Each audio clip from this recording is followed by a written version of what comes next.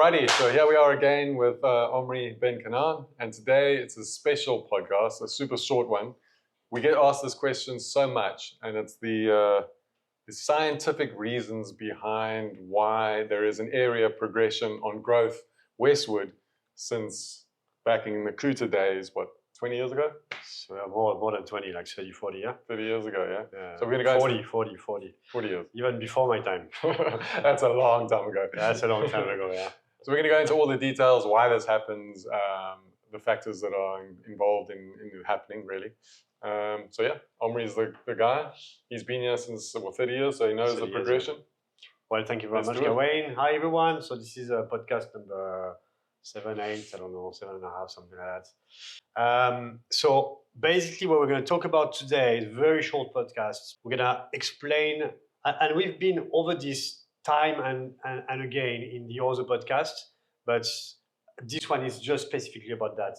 We're going to explain how to identify the next spot, like what makes the next spot to invest, a good place to invest.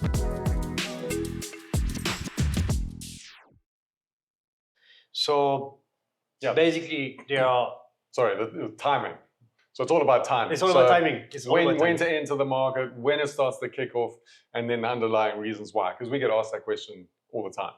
Like, why Kedungu? Or why Uganda? Or what's whatever. next? What's next? Yeah.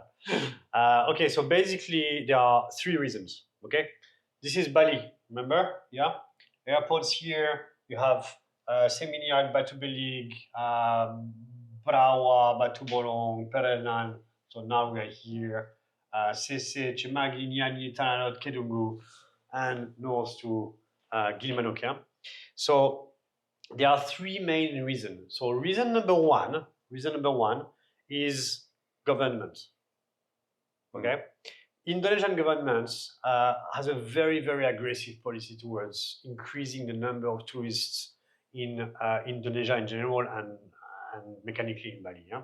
Mm-hmm. So since Jokowi came into power in 2014, Jokowi, I remember, so the Indonesian president Jokowi Dodo, the one that's exiting now, one of his campaign promises was, I'm going to double the number of tourists in 5 years. That's what he said, yeah? Yep. Up until Jokowi, it was, there were massive progression, but it was very organic. It was compliments to Instagram a lot. Social media, Yeah, but it was less of there was, but not as much as now. Less of a plan. Yeah. Mm-hmm. So since Jokowi came into power, he said, I'm going to double the number of tourists in 5 years. And he did it almost. COVID happened, and I think it was short of a few 100,000. Yeah? But let's say he did it. Yeah. So basically, with government pushing for more tourists, developing infrastructure, putting the budget of the Ministry of Tourism is massive. It's all a Wonderful Indonesia campaign. Yeah. We did one in Bali Prod during COVID. Remember, we did one on Lake Toba. They gave us $500,000 to shoot a lake that no one goes to. Okay. But that story aside, there's a lot of interest into developing the tourism industry in Indonesia. Why? Because it's very, very far behind other countries. It's only, I think, half of the one in Singapore. Which is like big like this. Mm-hmm. Indonesia is 5,000 kilometers long. It's nowhere near a country like France, where I'm from, which has like 100 million tourists per year. I forgot the exact number in Indonesia, so I don't want to say wrong numbers. Plus they change every year, but like I know in Bali this year is 7 million, which has never happened before. Mm-hmm. Pre-COVID was around 4 or 5 million. Yeah, best tourist figures ever. Yeah, best, and they expect 8 million next year and counting. Yeah, so. You have one factor why land price increases in some areas. The policy, Indonesian government policy to increase tourism. You got to put these people somewhere, like you have more people. Okay, so Bali pre-COVID, 5 million people. This year is 7 million people. Where do these people sleep? That's why you have more infrastructure, more hotels, more villas, more whatever. You got to you gotta lodge all these new tourists. Yeah? Too many people is not nothing. It's And that's a lot also of beds. Yeah. discounting the digital nomads and people that come here, love it, and then stay. And Yeah, I mean, some are part of it, but yeah.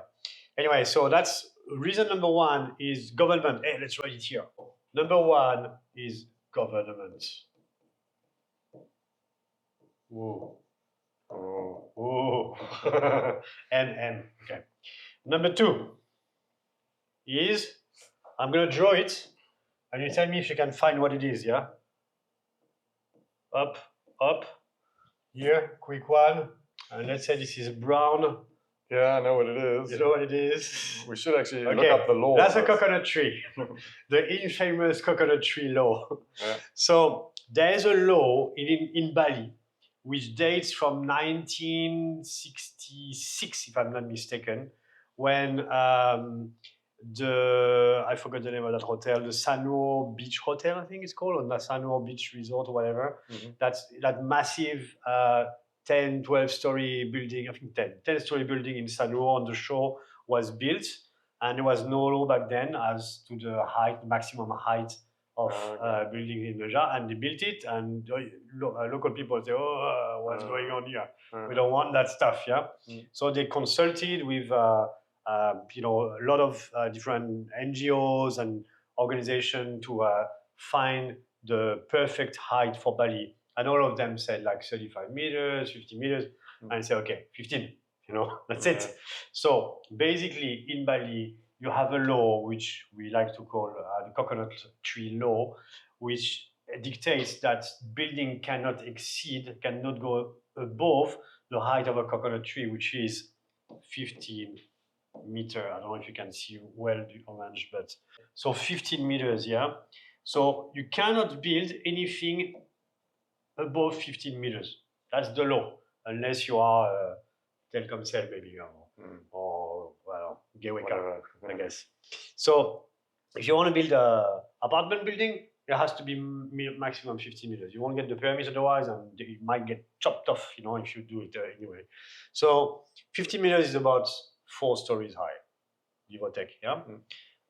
4 stories and a little bit of roof or something like that, yeah? So why is this important? Yeah. What does that mean? What does that mean? It means when you go from 5 million tourists to 7 million tourists, for instance, in Bali, okay, those 2 million tourists, you cannot stack them up, right? You look at Phuket, you have buildings going up. You look at any major city in the world, buildings are growing because you can stack people up, yeah? With that law, you can't. So development cannot go upward, so it has to be horizontal. Or gets more dense and then goes horizontal. It goes horizontal. There's no choice because this is the law. So governments bring more people into the country, or help bring more people into the country. Bali laws say you cannot build up. So development is, hey, we put an arrow here just for you guys. It's going that way, okay? It's not going so much that way, a little bit here, but not here. It's following the coast because everybody wants to, be near the beach, yeah? So now, knowing that, how do we identify on that coast the next place to invest? Well, you would look for the density where everybody's hanging out and then getting agitated with how busy it's getting, and then you would go to the next one. Well, and there's another factor, which has to do with these little guys. Yeah, exactly. So, the first factor is those little guys. Surf spots are the first to develop. Wherever you go, in Sumba it was the same. I mean, 50 years ago, it was nothing. Bali in and of itself is a surf spot. It started off. The only reason why we are on that coast and not on the Sanur coast is because of Kuta surf. Back in the 70s and 80s, it was a surfer's island. So nobody went to Sanur. There's no waves, So everybody went to Kuta, and Kuta beach is beautiful, and the surf is great. Yeah. So you went to Kuta, and from Kuta it developed. If we had known the beach was so ugly as in Brawa and Pererenan, the beach is horrible. To be honest, Well, it's not horrible, but it's Could be better. Yeah, It's not Uluwatu. could be better. Yeah, you need to paint Or it. south of France. You need to paint it, maybe. Yeah. So surf is one very, very important factor. If you look at how real estate has developed along the years, it's very simple. You look at surf spots. So here, this is today, we are shooting right now in Kosong Satu office and Kosong Satu group office, and this is Pererenan, okay, where I've been for 5-6 years now.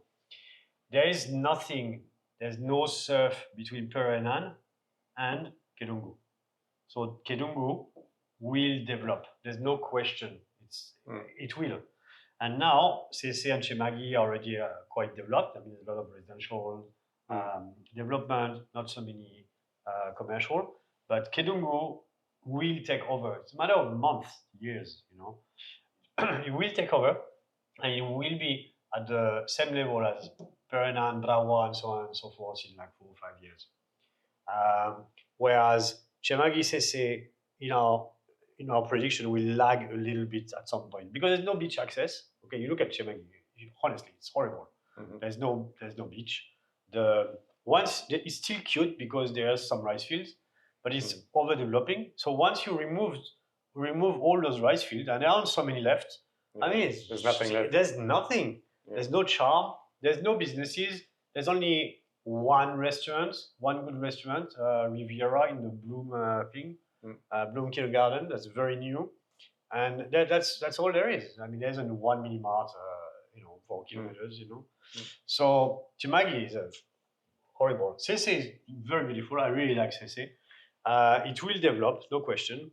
And Nyanyi is owned by, half of it is owned by Sergei, so by Nuanu, which is a great project. I love it, but it's half the village is owned by Sergei, and there's no developer, no surf.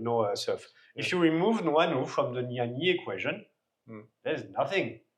The place is beautiful. The beach is beautiful, dark, pitch black sand. Yeah. It's really nice. I really love it. But even that development will have a knock-on effect for the growth of Kedungu. Yeah, for sure. And people living there will go there to surf. So, yeah. I mean, at the end of the day, there's a good part of the population that loves surfing in Bali. Most of them are here because you do. Yeah, I'm here. If there was no surfing in Bali, I doubt. You wouldn't be here. I wouldn't be here. Yeah. You wouldn't be here. Yeah. Well, I don't know any South African that would be here. So yeah, basically that's number 3, surf. Oh, I could have done a little drawing, but let's there's another indicator.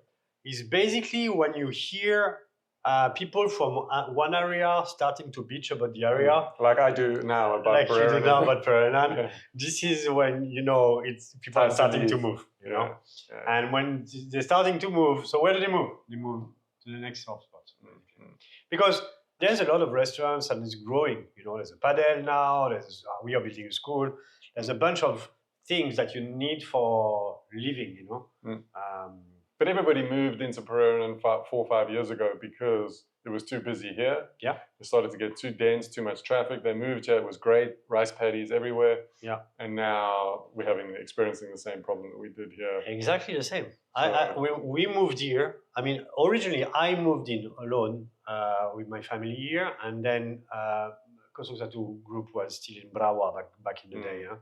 And so yeah, you also got upset about how busy it was. Yeah, exactly. So I moved here because I was upset about how busy it was, and then we moved the whole group here. We are the very first, I think, foreign office company with a bunch of bullets to set up shop in Pererenan, and we're still there.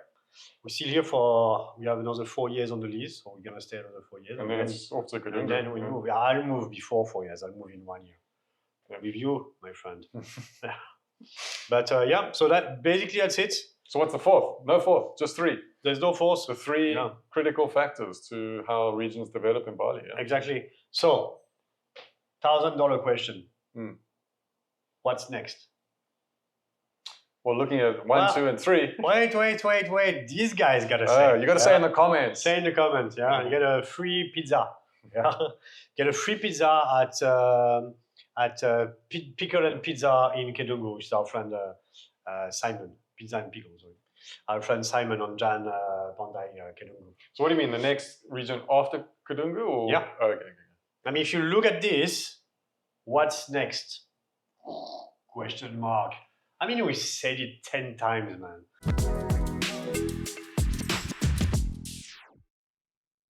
All right, well, that's it. Thank you, Gawain. Thank you. Thanks, everyone. It was great. I hope you found it informative. Comment below on what's the next spot, and Omri will send you a pizza. Just you got to be in Bali, though. If you like pizza, He's not sending a pizza to Germany or if something. you like pizzas, watch our podcast. Yeah. We should get sponsored by the pizza place. All right, thank you, everyone. Yeah. Thanks so Bye-bye. much.